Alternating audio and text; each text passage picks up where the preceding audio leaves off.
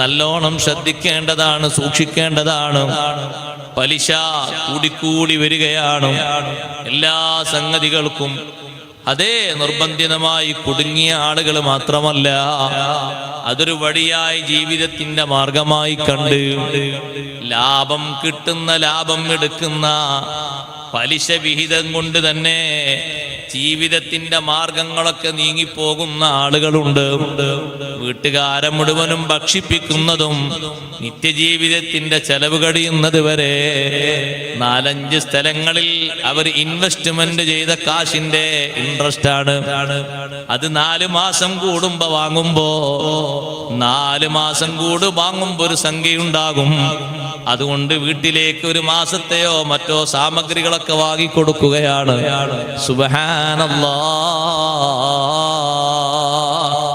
ഉമ്മമാരെ, നിങ്ങളും ശ്രദ്ധിക്കണം.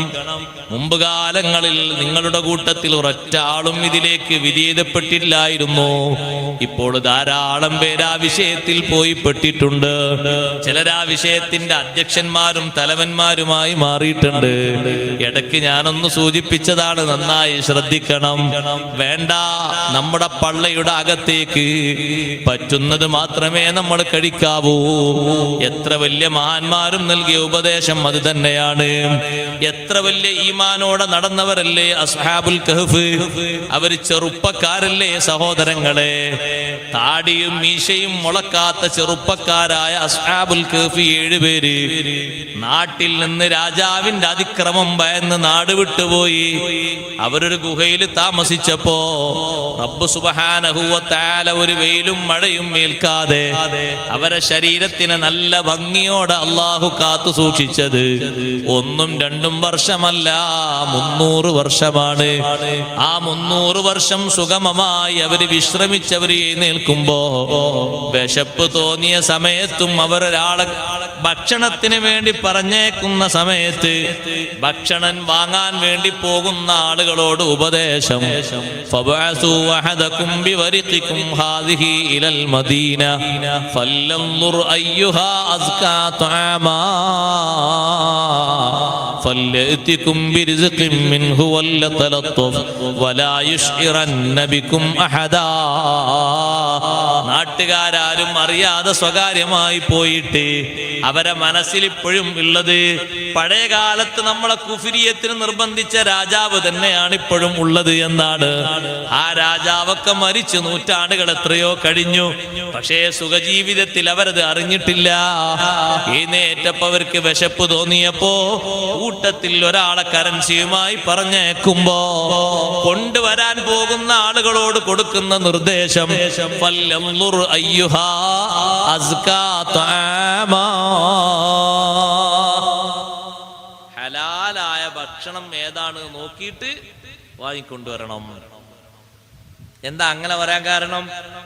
അന്നത്തെ കാലത്ത് ബീഫ് സ്റ്റാളുകളും മറ്റുമൊക്കെ അധികം കൈകാര്യം ചെയ്തിരുന്നത് അറവ് ശരിയല്ലാത്ത ആളുകളായിരുന്നു, മജൂസികളും മറ്റുമായിരുന്നു. അവർക്ക് അറക്കാൻ അറിയില്ല. അവരേതെങ്കിലും ഭാഗത്തൊക്കെ ഒന്ന് വെട്ടി റെഡിയാക്കിയിട്ട് പൊളിച്ചു കൊടുക്കും. നമുക്ക് പോരെ തിരക്കാണ്, സമയമല്ല. കോഴിപ്പീടി നോക്കുമ്പോ ഇറച്ചി ഉണ്ടാ, ഇറച്ചി തൂക്കിയാണ്. ആരാ അറുത്ത്? എവിടെ അറുത്തത്? അല്ല, ചത്ത കൂട്ടത്തിൽ ഒന്നെടുത്തോണ്ട് റെഡിയാക്കി തന്നതാ. സാധ്യത പറയാലോ, തള്ളിക്കളയോ? നീ അറുത്ത് റെഡിയാക്കിയിട്ട് വേണ്ടേ കൊണ്ടുപോകാൻ? നിനക്ക് ഇറച്ചി കിട്ടിയാ മതി. അതിങ്ങനെ നടന്നു ഇരുന്നു ഇങ്ങനെ റെഡിയായി വേവിക്കുന്ന രൂപത്തിലായാൽ മതി. ആരറുത്താലും കുഴപ്പമില്ല, എങ്ങനെ അറുത്താലും കുഴപ്പമില്ല. അറുത്തിട്ട് തല വേർപെട്ടു പോയാൽ തന്നെ കറാഹത്തല്ലേ? ആദ്യം അറുത്തുകണോ? ഹയാത്ത് തന്നെ ഉണ്ടോ? അവരർക്കിന് ഇറച്ചി എത്ര പെട്ടെന്ന് അവിടെ ആൾക്കാരൊക്കെ വാങ്ങിപ്പോളല്ലേ. ഓ, പെരുന്നാളൊക്കെ ഇതാ വാങ്ങലും ഇതാ കൊണ്ടുപോലും. ആർക്കും ഒരു പ്രശ്നമില്ല. എല്ലാവർക്കും 2 കിലോ കോഴി കിട്ടിയാൽ മതി. കോഴി ഇറച്ചിയായാൽ മതി, വേറെ ഒരു കുഴപ്പമില്ല. രാവിലെ വെളുപ്പാൻ കാലത്ത് പോകുന്ന വണ്ടിയിൽ നിന്ന് തട്ടിറക്കി വെക്കുമ്പോ നോക്കണം. പലപ്പോഴും നോക്കോണ്ടു. കണ്ടിട്ടുണ്ട്, നമ്മൾ കണ്ടിട്ടുണ്ട്. എത്ര കോഴികളാ പുറത്തേക്ക് ഒഴിവാക്കേണ്ടി വരുന്ന കോഴികളുള്ളതില്. കാറ്റ് തട്ടിയിട്ടും മറ്റു ഇളകിയിട്ടും മറ്റുമൊക്കെ പണി പോയ കോഴികൾ എത്ര ഉണ്ട്? ആ കോഴികളെല്ലാം തൊലിരിഞ്ഞ് റെഡിയാക്കിയിട്ടൊന്ന് പീസ് പീസാക്കി വെച്ചാൽ ഇറച്ചി ആവശ്യമുള്ള ആൾക്കാർ അതും കൊണ്ടുപോകും. ആർക്കെങ്കിലും അത് കൊടുക്കാൻ പറ്റുമോ? കൊടുക്കാൻ പറ്റൂല. പക്ഷെ അതൊക്കെ പറ്റൂല എന്നുള്ള നല്ല കുറ്റിയുറപ്പുള്ള ആളല്ലേ ചിന്തിക്കുള്ളൂ. അറിവ് ശരിയല്ലാത്ത ആൾക്കാരാണ് അന്ന് ഇറച്ചി കച്ചവടം ചെയ്യുന്നത്. അതുകൊണ്ടാണ് അസ്ഹാബുൽ കഹ്ഫ് പറയുന്നത്, നല്ല നിലക്ക് ഹലാലായ രീതിയിൽ അറുത്ത മാംസങ്ങളൊക്കെ വേവിച്ച ഭക്ഷണമാണെങ്കിൽ അതൊക്കെ നോക്കിയിട്ട് വേണം വാങ്ങിക്കൊണ്ടുവരാൻ. അറിവറിയാത്ത ആൾ അർത്ഥം എങ്ങനെ ഉണ്ടാവും? അത് കൊറുജീവനായി മരിച്ചിട്ടുണ്ടാവും, പകുതി ജീവനിൽ പടഞ്ഞ് റെഡിയാക്കി മരിച്ചിട്ടുണ്ടാവും. അല്ലെങ്കിൽ ചിലത് തലക്കൊരു മേട്ടം വേണ്ടിയിട്ടുണ്ടാവും. അപ്പൊ പിന്നെ കൊന്നേ പറയാനുള്ളൂ, അർത്ഥം എന്ന് പറയാനല്ല, കൊന്നേ പറയാനുള്ളൂ. കുറച്ച് കഴിഞ്ഞപ്പോ തോലും കീച്ചി.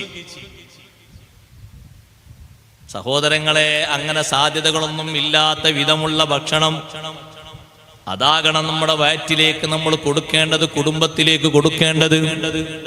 അസ്ഹാബുൽ കഹ്ഫ് ഉണർന്നപ്പോഴും പറഞ്ഞ വാക്കങ്ങനെയാണ്, ഹലാലായത് മാത്രമേ വാങ്ങിക്കൊണ്ടുവരാവൂ.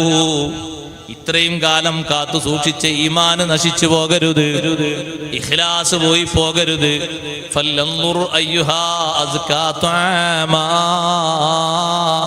ഹലാലായി എന്ന് പൂർണ്ണമായും ഉറപ്പുള്ള രീതിയിലുള്ള നല്ല ഭക്ഷണം ഏതെന്ന് നോക്കിയിട്ട് അത് വാങ്ങിക്കൊണ്ടുവരണം, അതേ ഭക്ഷിക്കാൻ പറ്റൂ. എവിടെയും ശ്രദ്ധിക്കേണ്ടതും സൂക്ഷിക്കേണ്ടതുമാണ്. വീടകങ്ങളിൽ മാത്രമല്ല, പുറത്തു പോകുമ്പോഴും ശ്രദ്ധിക്കേണ്ടതാണ്. സൂക്ഷ്മതയോടെയാണ് കഴിക്കേണ്ടത്. കഴിക്കുന്നത് മോശമായാൽ തഖ്വ കുറഞ്ഞു പോകും, ഇഖ്ലാസ് കുറഞ്ഞു പോകും. കണ്ടില്ലേ, ഇജാബത്ത് കുറഞ്ഞു പോകും, സ്വീകാര്യത കുറഞ്ഞു പോകും.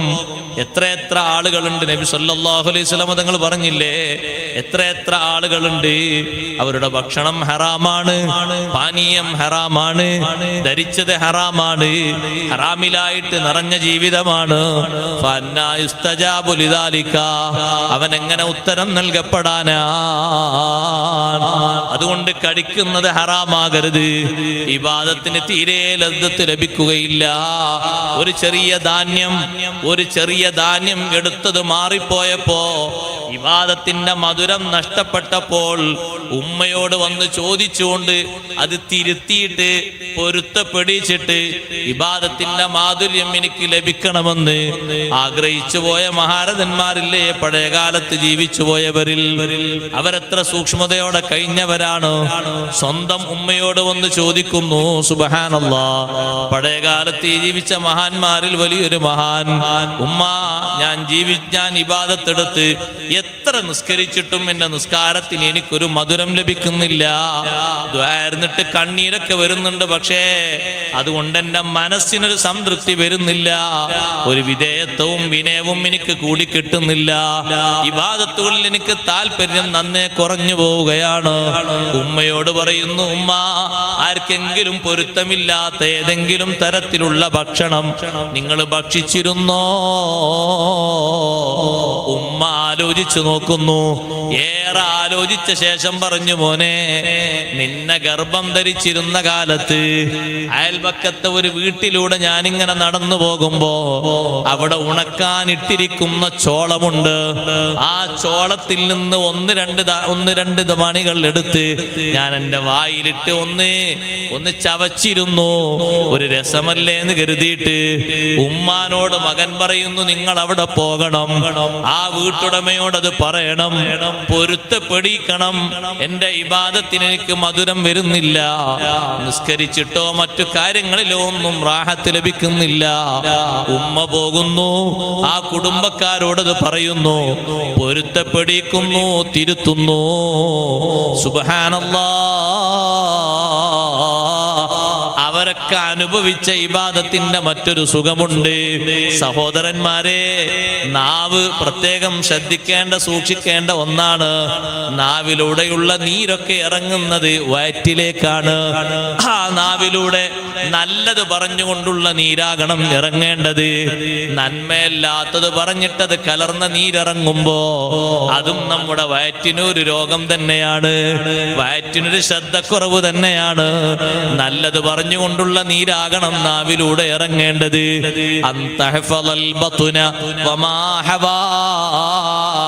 ബത്തുന്നെ, നിന്റെ വയറിനെ നീ സൂക്ഷിക്കണം.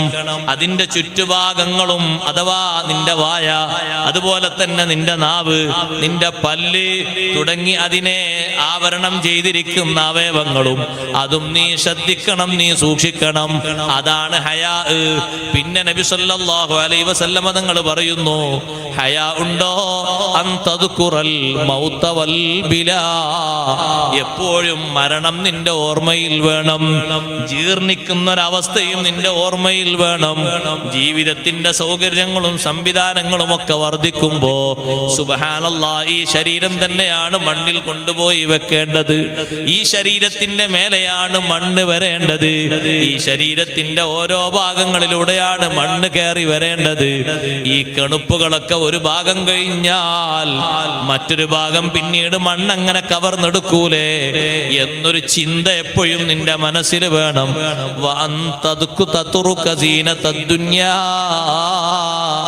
ആഖിറത്തിലെ സുഖം ഉദ്ദേശിച്ചുകൊണ്ട് ദുനിയാവിന്റെ ആഡംബരം ഒഴിവാക്കി ജീവിക്കണം. അതാണ് യഥാർത്ഥ ഹയാ എന്ന് സയ്യിദുനാ റസൂലുള്ളാഹി സ്വല്ലല്ലാഹു അലൈഹി വസല്ലമ തങ്ങൾ പറയുന്നു. പറയാൻ പറ്റാത്തത് പറയാതിരിക്കുന്നത് ഹയാ ആണ്. ഭക്ഷിക്കാൻ പറ്റാത്തത് ഭക്ഷിക്കാതിരിക്കുന്നത് ഹയാ ആണ്. നോക്കാൻ പറ്റാത്തത് നോക്കാതിരിക്കുന്നത് ഹയാ ആണ്. അങ്ങനെ ഒരു ഹയാഓടെ ജീവിക്കുന്ന ആളാണോ അവന്റെ ഈമാനിന് വലിയ നിലവാരം ഉണ്ട്. വിശുദ്ധ ഇസ്ലാമിൽ മുസ്ലിംകൾക്ക് ഏറ്റവും അധികം കാണേണ്ട ഒരു സ്വഭാവവും ഹയാ ആണ്. ലികുല്ലി ദീനിൻ ഖുലുഖുൻ വഖുലുഖുൽ ഇസ്ലാമി അൽ ഹയാ. എല്ലാ മതക്കാർക്കും ഓരോ സ്വഭാവമുണ്ട്. ഇസ്ലാമിന്റെ സ്വഭാവം അത് അൽ ഹയാ, അത് നാണമാണ്, ലജ്ജയാണ്. ചെയ്യാത്ത കാര്യങ്ങളിൽ പ്രവേശിക്കാൻ വല്ലാത്ത മനസ്സിനൊരു വിരക്തിയാണ്, പേടിയാണ്. ആ വിരക്തിയും പേടിയും നിലനിർത്തണം എപ്പോഴും. ഞാൻ ഇതുവരെ കാണാത്ത ഒരു സംഗതിയാണ്, എന്നാൽ എന്റെ ജീവിതത്തിൽ ഇനി അത് കാണേണ്ടതില്ല എന്ന് തന്നെ തീരുമാനിക്കണം. അതല്ല ഇക്കൊല്ലം അതൊന്ന് കണ്ടോട്ടെ എന്ന് ചിന്തിക്കരുത്. ആ കാഴ്ച ഹറാമാണോ, നീ ഇതിന് ഉത്സാഹം പ്രകടിപ്പിക്കരുത്, നീ ഇതിന് താല്പര്യവും വഴിയും ഒരുക്കരുത്. പിറകോട്ട് മാറിയേക്കണം. അങ്ങനെ തിന്മകളോട് പുറംതിരിഞ്ഞു നിൽക്കുന്നൊരു ഹയാ നമ്മുടെ ജീവിതത്തിന്റെ കൂടെ പിറപ്പായി മാറണം. സുബ്ഹാനല്ലാഹ്, പഴയകാലത്ത് ജീവിച്ച മഹാന്മാരിൽ എത്രയോ തെറ്റുകുറ്റങ്ങൾക്ക് നിർബന്ധിപ്പിക്കപ്പെട്ട ആളുകളുണ്ടായിരുന്നു.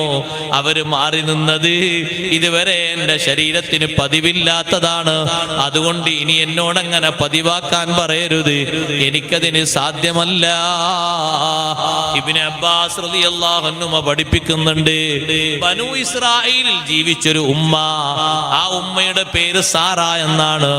ആ ഉമ്മക്ക് 6 മക്കളുണ്ട്. 6 മക്കളെയും ഈ ഉമ്മയെയും ആ കാലഘട്ടത്തിലെ രാജാവ് വലിയൊരു പരീക്ഷണത്തിന് വിധേയമാക്കി. പന്നിമാംസം തിന്നുന്നത് തിന്നണം എന്ന് പറഞ്ഞു, തിന്നിട്ടില്ലെങ്കിൽ കൊല്ലും. ഉമ്മാനങ്ങനെ നിർത്തിയിട്ട് മൂത്ത മകനെ കൊണ്ടുവന്നു, മൂത്ത കുട്ടിയെ കൊണ്ടുവന്നു, മോനെ കൊണ്ടുവന്നു. പന്നിമാംസം ഇങ്ങനെ റെഡിയാക്കി വെച്ചു. തിന്നാൻ പറഞ്ഞു രാജാവ്. തിന്നാൻ പറ്റൂല, അല്ലാഹ് ഹറാമാക്കിയതാണ്, എനിക്ക് തിന്നാൻ പറ്റൂല. അല്ലാഹ് ഹറാമാക്കിയതാണ്, എനിക്ക് തിന്നാൻ പറ്റൂല എന്ന് പറഞ്ഞു. നിനക്ക് ജീവൻ വേണമെങ്കിൽ, ജീവിതം വേണമെങ്കിൽ തിന്നോന്ന് പറഞ്ഞു. ജീവനിൽ എനിക്ക് പേടില്ല, ഞാൻ ജീവിച്ചു, മരണം എനിക്ക് എപ്പോഴും ഉണ്ടാകും. പക്ഷേ നിങ്ങളെ ഈ ആഗ്രഹം പൂർത്തീകരിച്ചുകൊണ്ട് ഈ പന്നിമാംസം തിന്നിട്ടൊരു ജീവിതം അതെനിക്ക് വേണ്ട. ഉമ്മാന്റെ കൺമുന്നിൽ വെച്ച് തന്നെ മൂത്ത കുട്ടിയുടെ പെരടി വെട്ടി. സഹോദരങ്ങളെ, സഹോദരിമാരെ, രണ്ടാമത്തെ കുട്ടിയെയും കൊണ്ടുവന്നു.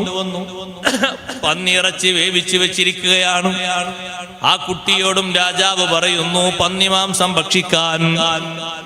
അപ്പോഴും കുട്ടിയുടെ വാക്കെന്താണെന്നറിയോ? രണ്ടാമത്തെ മകനും പറയുന്നു ലാ ആകുലു മാ ഹറമഹുല്ലാഹ്, അല്ലാഹ് ഹറാമാക്കിയത് ഞാൻ ഭക്ഷിക്കൂല. നിനക്ക് ജീവിതം വേണോ? നീ ഭക്ഷിച്ചോ. നിങ്ങളെ ഈ ഹറാമ് ഭക്ഷിച്ചിട്ട് എനിക്ക് ജീവിതം ആവശ്യമില്ല. ഉമ്മാനെ മുന്നിൽ വെച്ച് രണ്ടാമത്തെ ആളെയും വെട്ടിക്കളഞ്ഞു. 5 ആളെ കഴിഞ്ഞു. 6ാമത്തെ ആള് ചെറിയ ആളാണ്. 2 വയസ്സ് കഴിഞ്ഞിട്ട് സംസാരം തുടങ്ങിയിട്ടേ ഉള്ളൂ. 2 വയസ്സ് തികഞ്ഞ ആ കുട്ടിയെ കൊണ്ടുവന്ന് രാജാവ് ഉമ്മാന്റെ മുന്നിൽ നിർത്തിയപ്പോൾ വാത്സല്യനിധികളായ മാതാക്കൾക്ക്, സഹോദരങ്ങളെ, 5 മെമ്പർമാരെ കണ്ട് സഹിച്ചു. എന്റെ 5 മക്കളും ഈമാനിലായി വിടവാങ്ങി. രാജാവിന്റെ മുന്നിൽ നോക്കി ഉമ്മ പറയുകയാണ്. സാറ എന്ന ഉമ്മയോട് രാജാവ് പറയുന്നു, നിങ്ങളുടെ ഗതിയും ഇത് തന്നെയാണ് ഉമ്മ വരാനുള്ളത്. എനിക്കത് പ്രശ്നമേ അല്ല. ഈ ചെറിയ കുട്ടിയോട് നിങ്ങൾ പറഞ്ഞാൽ കേൾക്കും ഉമ്മ. ഈ കുട്ടിയോട് പറയൂ, ഒരു കഷ്ണമെങ്കിലും തിന്നാൻ വേണ്ടി പറയൂ. സഹോദരങ്ങളെ, നിർബന്ധിതമായ ഘട്ടമാണ്. നമ്മുടെ ദീനിന്റെ മസ്അല അനുസരിച്ച് ജീവിക്കാൻ വേണ്ടി ജീവിതത്തിന്റെ പേടിയുണ്ട്. ഒരു കഷ്ണം തിന്ന് എന്ന് കരുതിയിട്ട് തകരാറില്ല. പക്ഷേ അവരുടെ മനസ്സിലുള്ള ആശയം എന്താണെന്നറിയോ? അല്ലാഹ് ഹറാമാക്കിയതല്ലേ, അത് തിന്നിട്ടൊരു ജീവിതം വേണ്ട. പടച്ച റബ്ബ് ഹറാമാക്കിയതല്ലേ, അത് തിന്നിട്ടൊരു സുഖജീവിതം വേണ്ട. മരിക്കാണെങ്കിൽ മരിച്ചോട്ടെ, അള്ളാഹുവിന്റെ മാർഗത്തിലല്ലേ മരിക്കുന്നത്, ഒരു പരാതിയുമില്ല. ഈമാന് ഖൽബിൽ തറുവായാൽ അങ്ങനെയാണ്. അവിടെ പിന്നെ അഡ്ജസ്റ്റ്മെന്റിനൊന്നും ആൾക്കാർ ഒരുങ്ങൂല. 4000-ലധികം വരുന്ന നല്ല ബുദ്ധിമാന്മാരായ സാഹിര്യങ്ങളല്ലേ ബഹുമാനപ്പെട്ട കലീമുല്ലാഹി മൂസാ നബി അലൈഹിസ്സലാമിന്റെ മുഅ്ജിസത്ത് കണ്ട് അവർ അള്ളാഹുവിലും മൂസാ നബിയിലും ഹാറൂൻ നബിയിലൊക്കെ വിശ്വസിച്ചത്. അപ്പൊ ഫിർഔൻ അവരോട് പറഞ്ഞു, ഞാൻ സമ്മതം തരുന്നതിന് മുമ്പ് നിങ്ങൾ വിശ്വസിച്ചോ? ഞങ്ങളെ കയ്യും കാലും വ്യത്യസ്തമായി വെട്ടിമുറിച്ച്, വലത്തെ കയ്യും ഇടത്തെ കാലും, ഇടത്തെ കയ്യും വലത്തെ കാലും അങ്ങനെ വെട്ടിമുറിച്ച് നിങ്ങളെ കുരിശിൽ തറച്ച് കുറെ കാലം നിങ്ങളെ മൃഗീയമായി പീഡിപ്പിച്ച് നിങ്ങളെ കൊന്നുകളയും. വിശ്വസിച്ച ഈ ആൾക്കാരെ മനസ്സിൽ ഈമാൻ അങ്ങോട്ട് കലർന്നപ്പോ, അതവരെ രക്തത്തോടും മജ്ജയോടും മാംസത്തോടും ഒട്ടിച്ചേർന്നപ്പോ അവര് പറഞ്ഞു, ലാ ലൈർ, ഒരു പ്രശ്നമില്ല, തോന്നുന്നത് ചെയ്ത ഞങ്ങൾക്കൊരു കുഴപ്പമില്ല. സാഹിര്യങ്ങൾ ഇതുവരെ ഫിർഔന്റെ അടുത്ത ആൾക്കാരായിരുന്നു. അവര് പറഞ്ഞു, ഫിർഔനെ, നീ എന്ത് ചെയ്യാണെങ്കിലും ഇന്നമാ തഖ്ദി ഹാദിഹിൽ ഹയാത്തദ് ദുനിയാ, ഈ ദുനിയാവിൽ മാത്രമേ വിധിക്കാൻ നിനക്ക് അധികാരമുള്ളൂ. ആഖിറത്തിൽ നിനക്കൊരു അധികാരമില്ല. ഇവിടല്ലേ നീ വിധിക്കുള്ളൂ. തോന്നുന്നത് ചെയ്തോ, ഞങ്ങൾക്കൊരു പ്രശ്നമില്ല. ഇന്നാ ഇലാ റബ്ബിനാ ലമുൻഖലിബൂൻ, ഞങ്ങൾ റബ്ബിലേക്കാണ് മടങ്ങിപ്പോകുന്നവർ. നീ വെട്ടേ, കൊല്ലേ, അല്ലെങ്കിൽ കുരിശിൽ തറക്കേ, അല്ലെങ്കിൽ ഞങ്ങളെ കരിച്ചു കളയേ, എന്തും ചെയ്യാം നിനക്ക്. എന്നാലും ഈമാനിൽ നിന്ന് അളവ് ഞങ്ങൾ പിറകോട്ട് വരില്ല. അതൊരിക്കലും നീ പ്രതീക്ഷിക്കരുത്. നീ ഞങ്ങളിൽ ആരെങ്കിലും എന്തെങ്കിലും ചെയ്യുമ്പോ ഞങ്ങൾ മാറുമെന്ന് നിനക്ക് കരുതി പോകരുത്. ഞങ്ങളാരും ഒരു നിലക്കും മാറിപ്പോരുകയില്ല. അങ്ങനെ ചിന്തിച്ചുകൊണ്ട് നീ അക്രമത്തിന് മുതിരണ്ട. ഒരാളും മാറാതെ നിന്ന മാർഗത്തിൽ ഉറച്ചു നിൽക്കും. നിനക്ക് ചെയ്യാനുള്ളത് മുഴുവനും നീ ചെയ്യുക. റബ്ബ് ഞങ്ങൾക്ക് മാപ്പാക്കി തന്നാൽ, ഒരുപാട് കാലം സിഹ്ർ ചെയ്യാൻ നീ ഞങ്ങളെ നിർബന്ധിപ്പിച്ചു, ഒരുപാട് തെറ്റുകുറ്റങ്ങൾക്ക് നീ നിർബന്ധിപ്പിച്ചു. രാജാവെന്ന നിലക്ക് നിന്നെ ഞങ്ങൾ അനുസരിക്കുകയും ചെയ്തു. ഇന്നാ ആമന്നാ ബിറബ്ബിനാ ലിയഗ്ഫിറ ലനാ ഖതായാനാ വമാ അക്റഹ്തനാ അലൈഹി മിനസ് സിഹ്ർ വല്ലാഹു ഖൈറും വഅബ്ഖാ. ഞങ്ങളെ റബ്ബിൽ വിശ്വസിച്ചത്, ഞങ്ങളെ വൈകല്യങ്ങളൊക്കെ മാപ്പാക്കി. നീ നിർബന്ധിപ്പിച്ച സിഹറിന്റെ കുറ്റകൃത്യങ്ങളൊക്കെ അല്ലാഹു പുറത്തു തരാനാണ്. അല്ലാഹു തആല ഉത്തമനാണ്, എന്നെന്നും ശേഷിക്കുന്നവനാണ്. തോന്നുന്നത് നീ ചെയ്തോ, ഞങ്ങളാരും മടങ്ങിപ്പോരൂല. ഉള്ളിൽ ഈമാൻ അങ്ങോട്ട് ഉറച്ചാൽ അങ്ങനെയാണ്. ശിക്ഷ കണ്ടാൽ മടങ്ങുന്ന ഈമാനാകൂലത്. 2 വയസ്സായ കുട്ടിയെ കൊണ്ടുവന്നപ്പോ ബനു ഇസ്രായേലിലെ സാറ എന്ന ഉമ്മ ഇങ്ങനെ നോക്കുകയാണ് ആ കുട്ടിന്റെ മുഖത്തേക്ക്. ബാപ്പാരെ ഉമ്മാരെ ഒന്ന് ചിന്തിച്ചു നോക്കൂ. 2 വയസ്സായ ഒരു കുട്ടി നേരെ ഇപ്പുറത്ത് രാജാവിന്റെ അനുയായി വാളും പിടിച്ച് കാത്തു നിൽക്കുക. ഒരു ചെറിയ പാത്രത്തിൽ വേവിച്ച പന്നി മാംസം കൊണ്ടുവന്ന് വെച്ചിരിക്കുക. കുട്ടിയോട് പറയുന്നു, ഒരൊറ്റ കഷ്ണം തിന്നാൽ നിന്റെ ഉമ്മയോടൊപ്പം നിനക്ക് ജീവിതം കിട്ടും. അല്ലെങ്കിലോ 5 ആളുകൾ കിടക്കുന്നത് കണ്ടില്ലേ, അവരെ കൂടെ പോകാം. കുട്ടി പറഞ്ഞു, എന്റെ സഹോദരന്മാരിൽ എനിക്ക് മാതൃകയുണ്ട്. എന്റെ ജേട്ടന്മാര് മുഴുവനും ഈമാനിലായിട്ടല്ലേ മരിച്ചുപോയത്. ഹറാമു ഭക്ഷിക്കാൻ ഒരു നിലക്കും അവർ തുനിഞ്ഞില്ലല്ലോ. ലാ ആകുലു മിമ്മാ ഹറമഹുല്ലാഹ്. 5 ആള് പറഞ്ഞ അതേ മുദ്രാവാക്യം കുട്ടിയും ഏറ്റു പറഞ്ഞു. അല്ലാഹു നിഷിദ്ധമാക്കിയതിൽ നിന്നൊരു തുണ്ട് പോലും ഞാൻ ഭക്ഷിക്കുകയില്ല.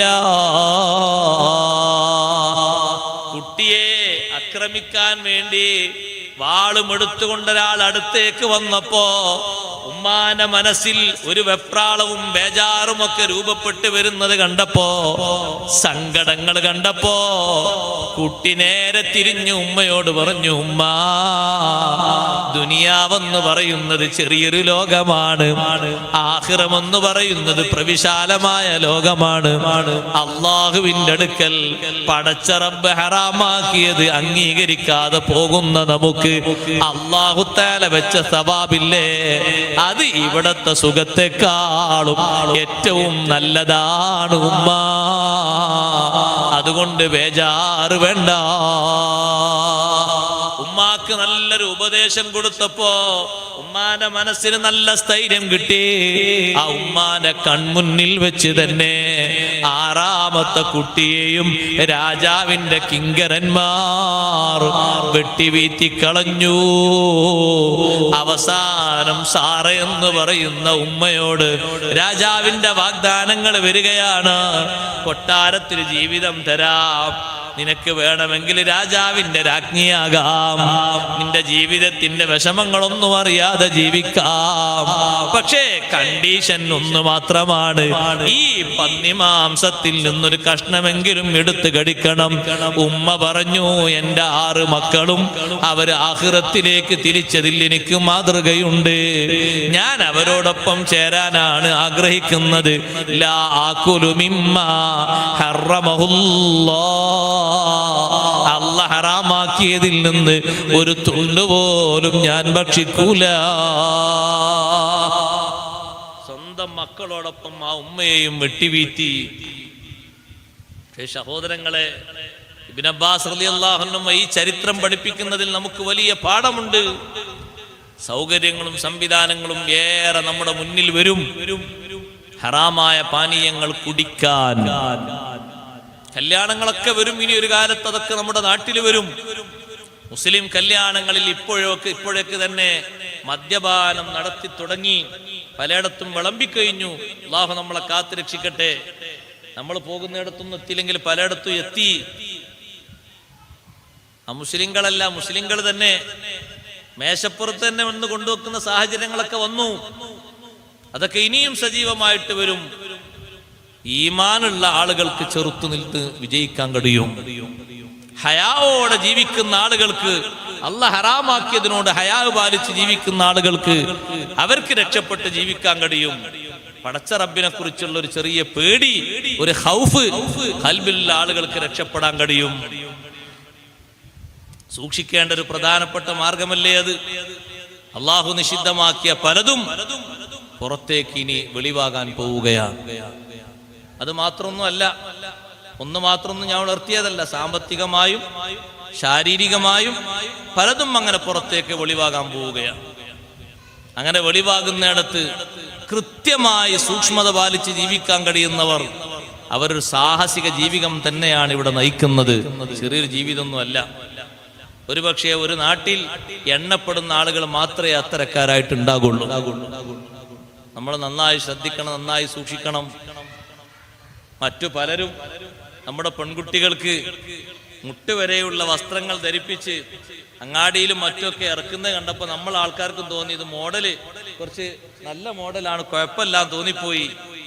അങ്ങനെ നമ്മൾ ആൾക്കാരും ആ മാതൃക പിൻപറ്റിയിട്ട് പലരെയും അങ്ങനെ പിടിച്ചിറക്കാൻ തുടങ്ങി. ഏത് പെൺകുട്ടി എന്നറിയാം, പ്രായപൂർത്തിയത്തെ പെൺകുട്ടി മുട്ടുംകാല് വരെയുള്ള വസ്ത്രമൊക്കെ ധരിച്ച് ഇങ്ങനെ ഇറങ്ങിയാല് എന്തൊരു ചൊറുക്ക കാണാനല്ലേ, എന്തൊരു രസ കാണാൻ. അതുവരെയെങ്കിലും കണ്ടൂടെ? സുബ്ഹാനല്ലാഹ്. അതൊക്കെ പലരും മോഡലാക്കി മുന്നോട്ട് വരുമ്പോ ആദർശ രംഗത്തും ഈമാനികമായ രംഗത്തും ഹയാഇന്റെ രംഗത്തും പിടിച്ചു നിൽക്കാനുള്ള കഴിവ് നേടണം. ആരെങ്കിലും പുറത്തിറക്കുന്നത് കണ്ടിട്ട്, മോഡൽ കണ്ടിട്ട് നമ്മൾ പറ്റിപ്പോകരുത്. നന്നായി ശ്രദ്ധിക്കണം, നന്നായി സൂക്ഷിക്കണം. എൻ്റെ ഉമ്മമാരോടടക്കം എല്ലാവരോടും ഞാനത് ഉണർത്തുകയാണ്. ഇപ്പോൾ നമ്മുടെ നാടുകളിൽ സജീവമായി നമ്മൾ കണ്ടുകൊണ്ടിരിക്കുന്ന വേറൊരു രംഗം, വീട്ടിലുള്ള മുതിർന്നവരൊക്കെ നല്ല തട്ടമിട്ടിട്ടുണ്ട്, പർദ്ദയും ധരിച്ചിട്ടുണ്ട്, മക്കനയുമുണ്ട്, ജിൽബാബുമുണ്ട്. പക്ഷേ കാണാൻ നല്ല അഴകുള്ള കല്യാണപ്രായമെത്തിയ പെൺകുടിമാര് തോളിൽ ശാലിട്ട് നടക്കുന്നത് കുറച്ച് ഏറെ കൂടി വരികയാണ്. ഉമ്മമാരെ തട്ടമിടുന്നത് അത് അല്ലാഹുവിന്റെ ദീനിന്റെ ഒരു നിയമമാണ്. ഉസ്താദുമാര് കെട്ടിപ്പടിച്ചുണ്ടാക്കിയ നിയമമല്ല. റബ്ബ് സുബ്ഹാനഹു വ തആല നിങ്ങൾക്ക് നിർബന്ധമാക്കിയൊരു നിയമമാണ്. മക്കനയിട്ട് മാറുമറച്ച് നടക്കണമെന്ന് പറയുന്നത് ദീനിന്റെ സൂക്ഷ്മതയുള്ള നിർബന്ധമായി പാലിക്കേണ്ട നിയമമാണ്. എന്തിനാണ് ആ നിയമം അല്ലാഹു വെച്ചത് എന്നറിയുമോ? മറ്റു ചങ്ങാതിമാരുടെ പൂവാലന്മാരുടെയും ശല്യങ്ങളില്ലാതെ പഠിക്കാൻ പോകുന്ന കുട്ടികൾക്കും അധ്യാപനത്തിന് പോകുന്നവർക്കും മറ്റാരും ജോലി ചെയ്ത് ഉപജീവനമാർഗം കൊടുക്കാനില്ലാതെ ജോലിക്ക് പോകേണ്ടി വന്ന സഹോദരിമാർക്കും കൃത്യമായി കാര്യങ്ങൾ നിർവഹിക്കാനാണ്.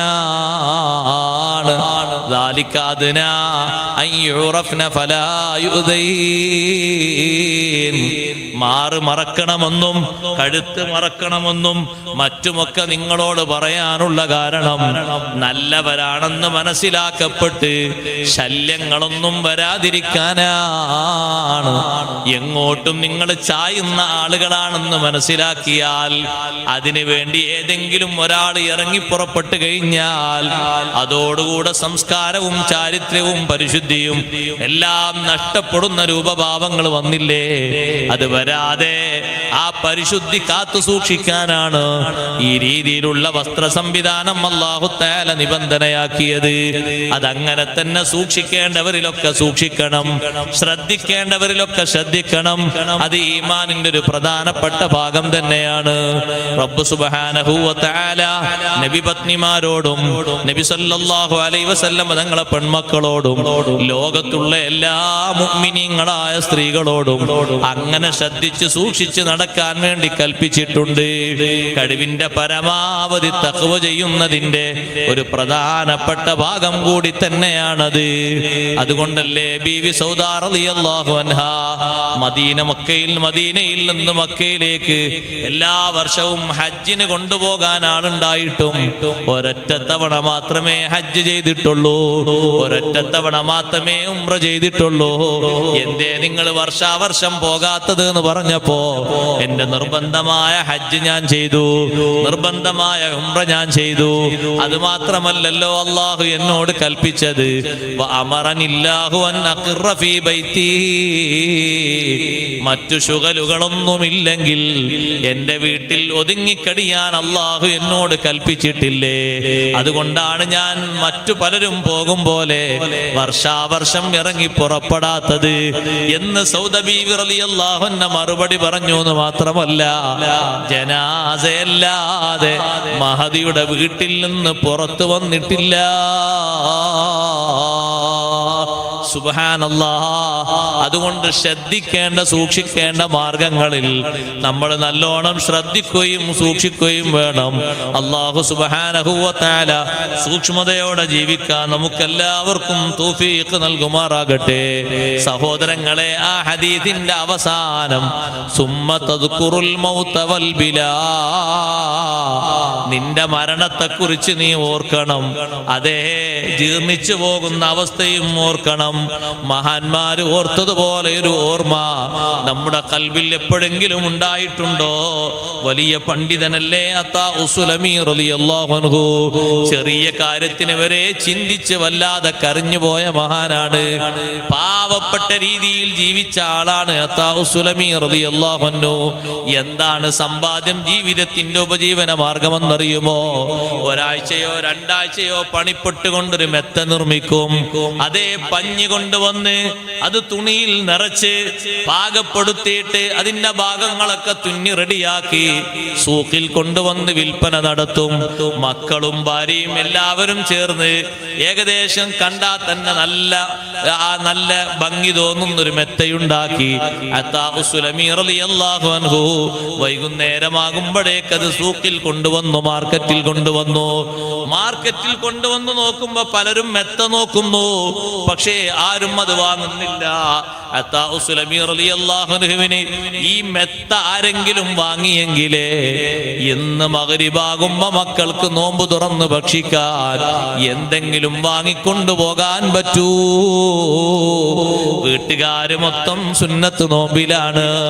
ഭക്ഷണം കഴിക്കാനുണ്ടാകുമ്പോ മാത്രമേ അവര് നോമ്പ് ഒഴിവാക്കാറുള്ളൂ. അല്ലാത്ത സന്ദർഭങ്ങളിലൊക്കെ നോമ്പ് നോൽക്കാറുണ്ട്. അത്താ ഉസുലമി റളിയല്ലാഹു അൻഹു ആരെങ്കിലും ഇത് വാങ്ങണമെന്ന് കരുതിയിട്ട് ഓരോ കടയുടെ മുന്നിലൂടെയും ആ മെത്ത തലയിലേറ്റി കൊണ്ടുപോകുമ്പോ ഒരു കടക്കാരൻ അത്താ ഉസുലമി റളിയല്ലാഹു അൻഹു അദ്ദേഹത്തിന്റെ മെത്ത കൊണ്ടുവന്നപ്പോ ഇറക്കി വെക്കാൻ പറഞ്ഞു. ആ മെത്തയുടെ ഒരുപാട് പോരായ്മകൾ ചൂണ്ടിക്കാണിച്ചു. സാധാരണ നമ്മുടെ മുന്നിൽ ഒരു കച്ചവടക്കാരൻ വന്നാൽ അദ്ദേഹം കൊണ്ടുവന്നത് പുതപ്പാണെങ്കിൽ പുതപ്പിന് എന്തെങ്കിലും കംപ്ലൈന്റ് ഉണ്ടെങ്കിൽ നമ്മൾ പറയാറില്ലേ? കൊണ്ടുവന്നത് പാത്രങ്ങളാണെങ്കിൽ പാത്രത്തിന് ഏതെങ്കിലും രൂപമാറ്റം ഉണ്ടെങ്കിൽ പറയാറില്ലേ? അതുപോലെ മെത്തക്കുള്ള ഓരോ കുറവ് പറഞ്ഞപ്പോ അത്താ ഉസുലമി റളിയല്ലാഹു അൻഹു അവിടെ നിന്ന് കരഞ്ഞുപോയി. വല്ലാതെ കരഞ്ഞു. ചെറിയ കരച്ചിലൊന്നുമല്ല, പൊട്ടി പൊട്ടി മഹാനവറുകൾ വിതുമ്പിക്കരയുമ്പോ ഈ കടക്കാരൻ ചിന്തിക്കുന്നു, പടച്ചോനെ ജനങ്ങൾ കണ്ടാലും ഞാൻ ഇദ്ദേഹത്തെ കരയിപ്പിച്ചു എന്ന് കരുതി പോകും. പുറത്തിറങ്ങി വന്നിട്ട് പറയുന്നു, നിങ്ങൾ കരയണ്ട, മെത്ത ഞാൻ തന്നെ വാങ്ങിക്കൊള്ളാം. അത്താ ഉസുലമി റളിയല്ലാഹു അൻഹു പറഞ്ഞു, ലൈസ ദാലിക കമാ തളുന്നു. നീ വിചാരിക്കും പോലെയല്ല എന്റെ കരച്ചില്. അന്ന് രണ്ടാഴ്ച പണിപ്പെട്ട് രാവും പകലും അധ്വാനിച്ച് ഞാനും എന്റെ മക്കളും ഉപജീവന മാർഗത്തിന് വേണ്ടി വളരെ വൃത്തിയോടെ ഉണ്ടാക്കിക്കൊണ്ട് വന്നൊരു മെത്തയില് നിങ്ങൾ ന്യൂനത കണ്ടില്ലേ? ഈ ചുരുങ്ങിയ ആയുഷ്കാലം നാളെ നീണ്ട ആയുഷ്കാലത്തിന് വേണ്ടി ആഖിറത്തില് ഒരു പുസ്തകമായി നിവർത്തി വെക്കുമ്പോ എന്റെ അമലിന്റെ പോരായ്മ അല്ലാഹു നോക്കിക്കാണുമല്ലോ. ഈ ബെഡിൽ ഞാനൊരു തൊഴിലാളി മാത്രമാണ്, ആഖിറത്തിലേക്കുള്ള അമലിലും ഞാനൊരു തൊഴിലാളി മാത്രമാണ്. ഞാനത് ചെയ്യുന്നവനല്ലേ, സ്വീകരിക്കേണ്ടവൻ അല്ലാഹുവല്ലേ. നിങ്ങളെ മുന്നിൽ കൊണ്ടുവന്ന് വെച്ചൊരു മെത്തക്ക് ഇത്ര പോരായ്മ പറഞ്ഞെങ്കിൽ ഒരു പോരായ്മയും വരാതെ കഴിവിന്റെ പരമാവധി സൂക്ഷിച്ച് ഞങ്ങൾ ചെയ്തതിൽ വരെ നിങ്ങൾ പോരായ്മ കണ്ടെത്തിയെങ്കിലേ ആഖിറത്തിൽ അല്ലാഹുവിന്റെ മുന്നിൽ ജീവിതം വെളിവാക്കുമ്പോ എന്തെല്ലാം കുറവുകൾ പടച്ച റബ്ബ് കണ്ടുപോകും, എന്തെല്ലാം വിഷയങ്ങൾ അല്ലാഹു എടുത്തു പറയും. അതാലോചിച്ച് കരഞ്ഞു പോയതാ. നിങ്ങൾ മെത്ത വാങ്ങാത്തത് കൊണ്ടല്ല. മെത്തയെ പറ്റി നിങ്ങൾ പറഞ്ഞപ്പോ ഞാൻ ആഖിറമാണ് ചിന്തിച്ചു പോയത്. അത്താ ഉസുലമി റളിയല്ലാഹു അൻഹു പറയുകയാണ്, സഹോദരങ്ങളെ, അല്ലാഹുവിനെ സംബന്ധിച്ച് അവരുടെ ഖൗഫ് എത്ര വലുതാണ്. റബ്ബ് സുബ്ഹാനഹു വ തആല അവന്റെ മാർഗത്തിൽ നമുക്ക് ഭക്തി എത്തിത്തരട്ടെ. മരിക്കാനുള്ളവരാണെന്നൊരു ചിന്ത ഓരോ അമലുകളിലും നമ്മുടെ മനസ്സിലും നമ്മുടെ ശരീരത്തിലും നമ്മുടെ വാക്കിലും നമ്മുടെ പ്രവൃത്തിയിലും വെളിവാകണം. എപ്പോഴും ആകാമല്ലോ മരണം. അതിനൊരു ഡേറ്റ് തന്നെ അല്ലാഹു നിശ്ചയിച്ച് തന്നിട്ടില്ലല്ലോ. റബ്ബിന്റെ അടുക്കലുണ്ടല്ലോ അതിന്റെ ഖളാ. അല്ലാഹു എപ്പോഴാണെങ്കിലും നമുക്കത് ഖൈറാക്കി തരട്ടെ. എപ്പോഴാണെങ്കിലും വിടവാങ്ങണം.